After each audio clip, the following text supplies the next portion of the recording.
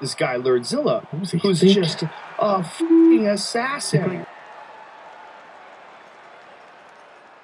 Hey guys, Gabriel Varga here. If you're unfamiliar with me, I'm a 6-time pro kickboxing world champion. I've fought for Hero Legends, K1, won the Glory kickboxing title twice, won the Bellator kickboxing title, and today I want to go back in time to 2012 when I had my big breakout fight against Lerdsila. Now I have been asked so many times to break down this fight, so that's what I'm doing today. I'm going to share with you guys the mental preparation that I had to make for facing a guy who had 180 fights, something like that, while I was just around 20, just a little over 20. And we're also going to talk about the technical prep I did for this fight in terms of fighting somebody who was so evasive and had such a difficult style to defeat. So intro first, guys, and then we'll get into how I defeated Lerdsila.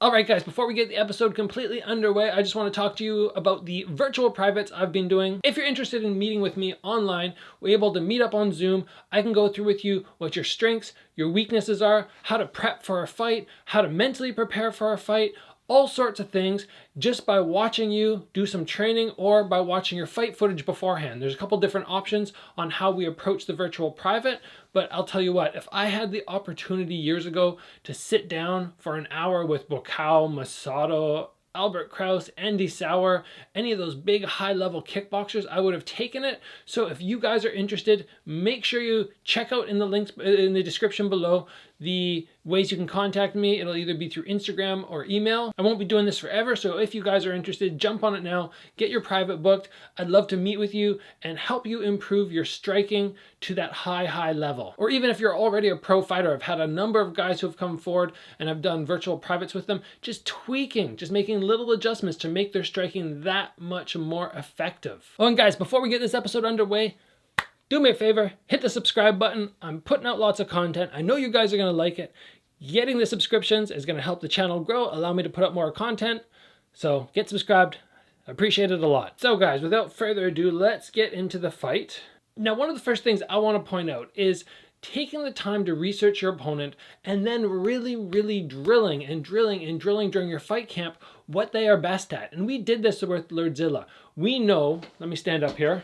We know that Lerdsila is just a killer with those front kicks. He is so good at pumping up and then pushing through. He doesn't so much snap upwards. It's not a damaging kick like you're going to get hit and you're going to crumple, but you're getting pushed back. And he can do this with so many people where he just forces them back out of range where they can counter. Now, because we did our research and because we knew that this was going to be coming, we were able to properly prepare. And one of the first things that a lot of people do is with a narrow stance. You'll notice quite often when I fight, I don't have a narrow stance. I don't stand like this. I don't tap. And especially against Lerdsila, why would I play his game? So the first thing we went is we want to do everything pretty much opposite of him. He's in a small stance. We're going to go in a wide stance. Right away, this wide stance allows us to base out a little bit more if our body gets moved. The clip that you saw at the beginning of the fight where he front kicks and then he front kicks and fakes to the round kick, there is no point in trying to catch this guy's front kicks because it leaves my head open. So I'm just going to leave my hands here the whole time. I will not be dropping them. I will not be reaching for any kicks. They're going to stay planted to my head. He is not knocking me out with a head kick. I knew that I could not be scooping kicks, catching kicks, so I had to be very based out because if he kicks me and I keep my feet planted, I'm going to get knocked over. So we practice constantly, legs out nice and wide. Sometimes my pad holder would just bust a big front kick at me. I would just practice taking it and shifting my weight backwards.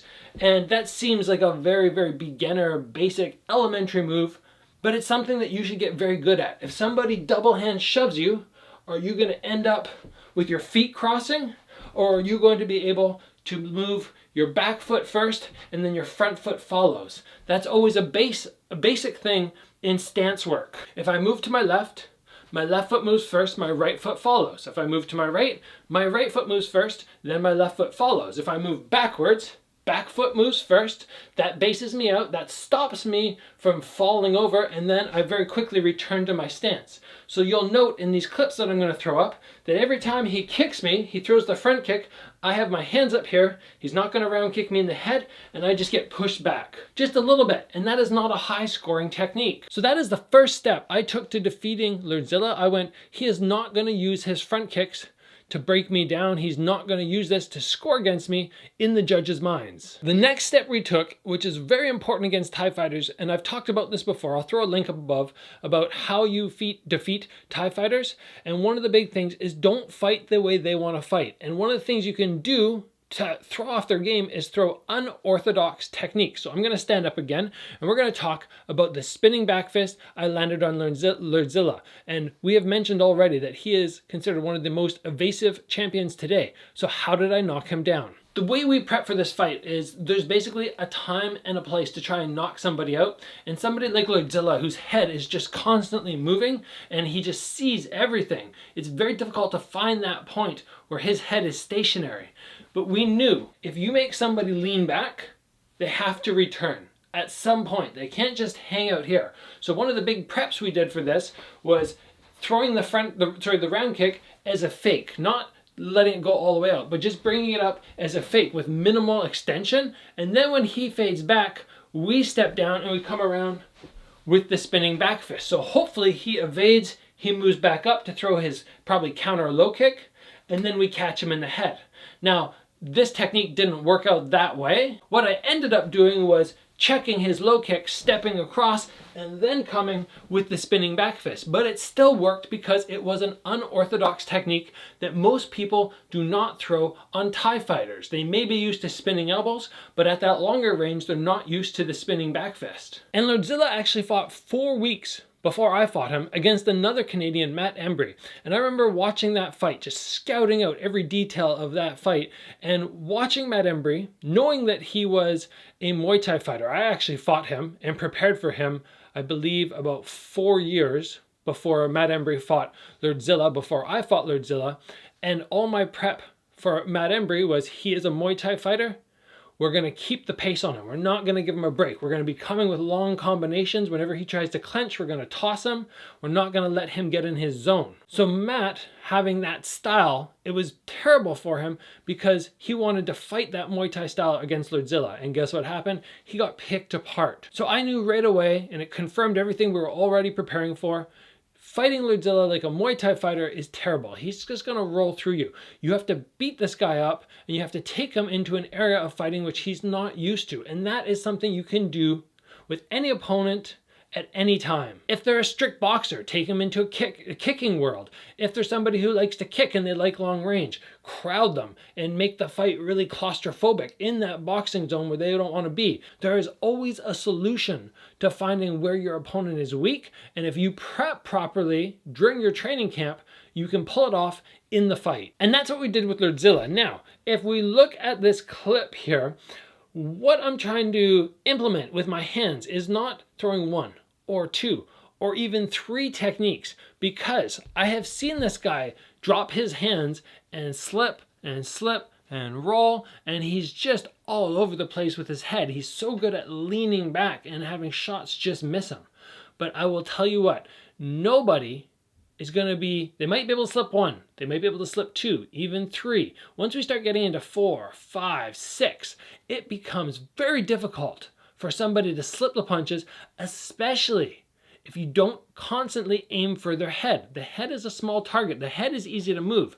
The torso and the body, that chest, is very, very hard to be evasive with. And when you start landing shots there, then the head becomes locked. So we did that with Lerdsila as well. Most of the boxing prep we did was not 1, 2, 1, 1, 1, 2, because we knew this guy was going to be able to deal with that. He would be moving all around. It's not even worth throwing those shots. When I move forward, I miss the first shot. I miss the second shot.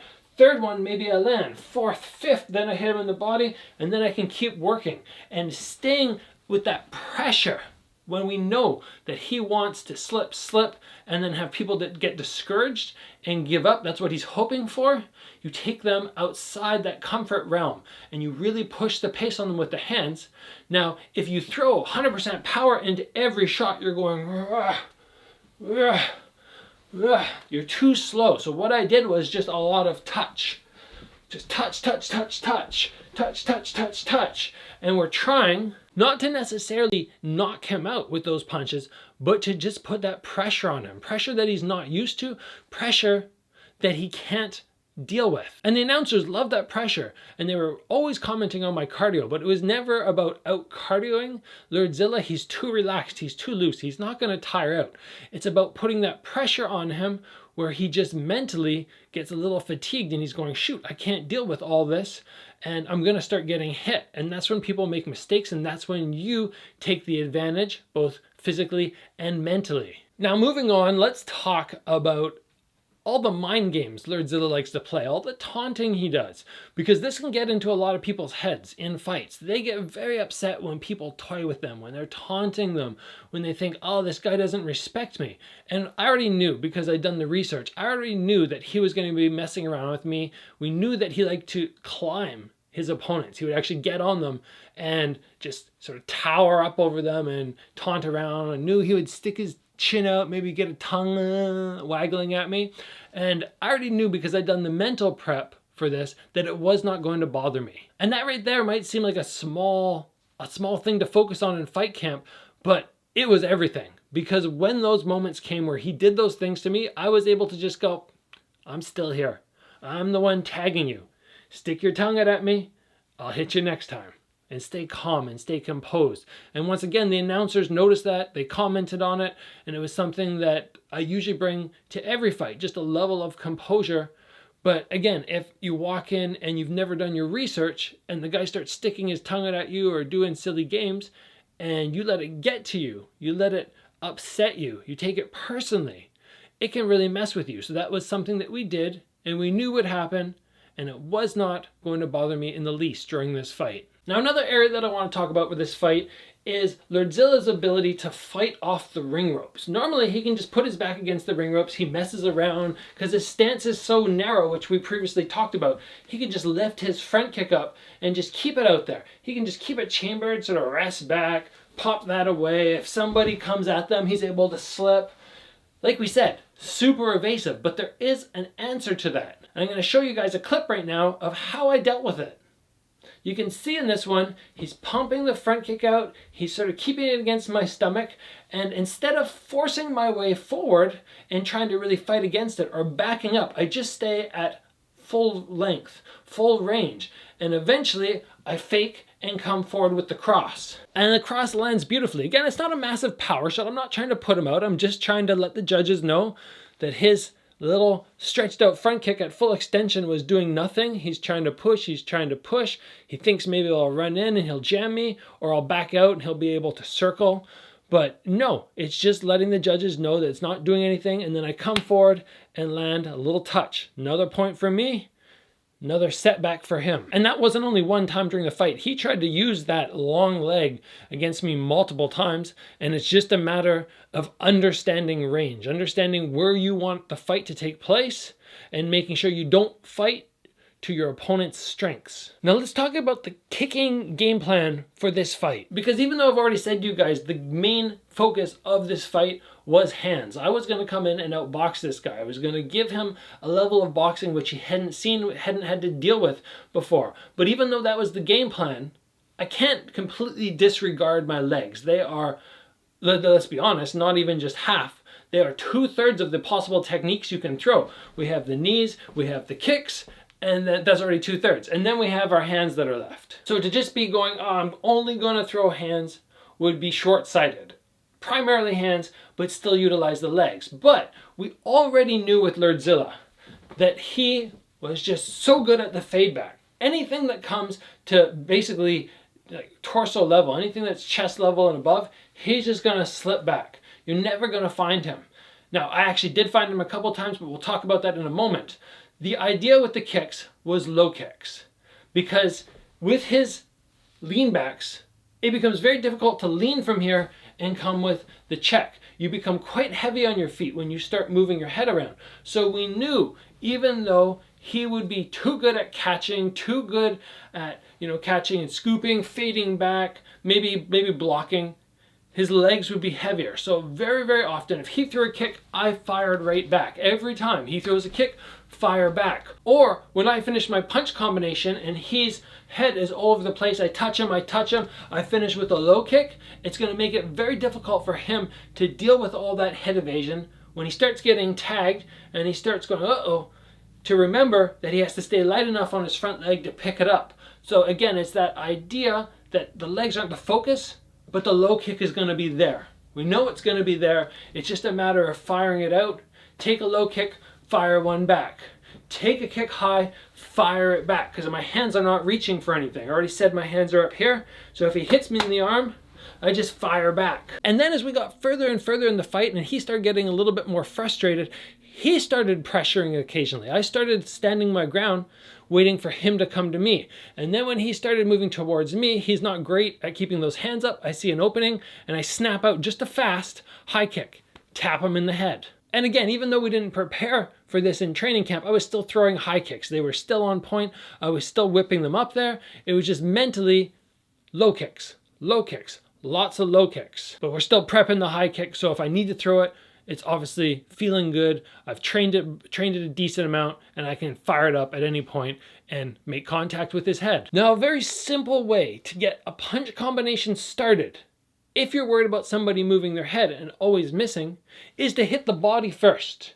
The reason most people don't start with the body shot is as soon as you throw the body, your chin becomes open, as opposed to up here where your chin is more closed off. So to lead with a body shot, you have to be very confident in your skills, very confident that if you throw the body shot, you can throw hard enough that if they start to throw the cross after, your body shot which lands a second earlier, not even a second, like just a millisecond earlier, will take a lot of steam off his punch. And I did this a lot in the fight. I just came forward one and then followed up. And I didn't manage to always get a big combo happening after that. It would just be 1, 2, and then we'd fall to the clinch because he and I were both, well, he's very good at closing the distance and getting to that clinch zone. And I was happy to let that happen because I've gone 1, 2, I've already landed. We end up here, that's fine. I won the exchange. And that's something you guys can do as well. If you're working on the bag, if you're working on pads, get people to start you off with 1 and then follow 2, 3, 4. And then if you're really feeling confident about it, you finish with another body shot. This is not something that people often do, but it is very effective for somebody who is good at moving their head. Tag low, high, high, high, back to low. And people become very concerned with protecting their body, which means their head can't move as much. The last thing I want to talk to you guys about in the preparation for facing Lerdsila is the disparity in the fight record. As I already mentioned, he had around 180 fights. He'd been, people said 100 fight win streak. I don't know if he was actually on a 100 fight win streak before he fought me, but he had been on a very good win streak either way. And you're fighting somebody who has 180 fights. They've been winning a lot of them. And you have myself, who I believe was about 20 fights. And I'd never fought on this stage before, this big stage. I'd never fought an opponent with over probably, I don't know, 50. I don't even know if I'd fought anybody with 50 fights. It was probably more like 30. So he was, had probably 6 times the experience of anybody I'd ever fought. He'd been in Thailand at the highest level already. How do you prepare for that? How do you mentally get around that? And the big thing that I would say anybody out there when you're jumping levels is to have faith in yourself. Now, I know that's a difficult thing to do at sometimes. It's difficult to just say and you believe it. But really what this comes down to is not so much being nervous about your opponent. Forget about your opponent and just focus on yourself. And that's what I did for this fight. It wasn't, ooh, Lerdsila has 180 fights. Ooh, Lerdsila is one of the top fighters in Thailand. Ooh, nobody can hit this guy. Ooh, look at that big head kick knockout he had. I researched all that, of course, but then once I'd seen it, I sort of put it to the side and I just focused on myself. And I was just thinking things like, I've hardly even ever lost a round. And I know I'm good. This is a chance for me to challenge myself and see how good I really am. And just focusing on the thoughts like that. Not about him, except in training moments, But outside of the training moments when we're actually working the technique and the game plan for the fight, just mentally, all the mental prep went into myself, just boosting myself up and knowing that whoever they put me in front of, I'm going to be able to perform. And when you guys make that jump from one level to the next, it's always difficult, you know. I'm a low-level amateur. Oh, now I'm fighting at like national amateur level. That's a jump. Are the guys going to be a lot better? Okay, I did well there. Now I'm going up to a world title amateur level. And then I make the transition to pro. Oh my gosh, they're pro fighters. How good are they going to be? Forgetting all that, pushing it aside, and just focusing on yourself. What are you capable of? What do you believe you are capable of? That is a much easier approach to take, and it has served me so well during my fight career. All right, guys, if you enjoyed this episode, please share it with somebody else. We are talking about Lerdsila, one of the most evasive champions today. His YouTube videos, the ones out there that people posted, they have millions of views. People love watching this guy. I've defeated this guy. I have the skill level to share knowledge with other people. If you want to pass it on, please share. Make sure you get subscribed, and I'll see you guys back here soon for another video.